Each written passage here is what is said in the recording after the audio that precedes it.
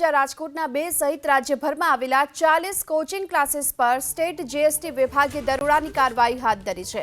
વિદ્યાર્થીઓની ઓછી સંખ્યા દર્શાવાતી હોવાની ફરિયાદ બાદ આ દરોડાની કાર્યવાહી હાથ ધરાઈ। સ્પર્ધાત્મક પરીક્ષાની તૈયારી માટેના કોચિંગ ક્લાસીસમાં તપાસ મોડી રાત સુધી ચાલી લાખો રૂપિયાની કરચોરી સામે આવે તેવી પણ શક્યતા જોવામાં આવી રહી છે।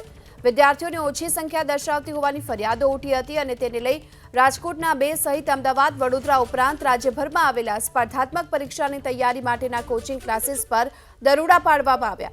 40 સ્થળો પર ગુરુવાર મોડી સાંજ બાદ એકસાથે કાર્યવાહી કરવામાં આવી, જે મોડી રાત સુધી તપાસનો ધમધમાટ ચાલુ રહ્યો।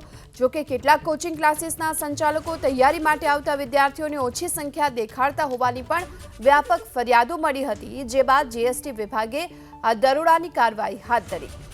સ્પર્ધાત્મક પરીક્ષાની તૈયારી માટેના કોચિંગ ક્લાસીસમાં તપાસ મોડી રાત સુધી ચાલી લાખો રૂપિયાની કરચોરી સામે આવે તેવી પણ શક્યતા જોવામાં આવી રહી છે।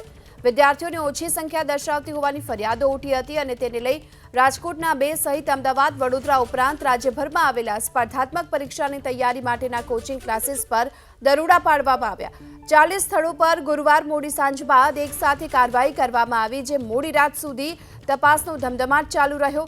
જોકે કેટલાક કોચિંગ ક્લાસીસના સંચાલકો તૈયારી માટે આવતા વિદ્યાર્થીઓની ઓછી સંખ્યા દેખાડતા હોવાની પણ વ્યાપક ફરિયાદો મળી હતી, જે બાદ જીએસટી વિભાગે આ દરોડાની કાર્યવાહી હાથ ધરી।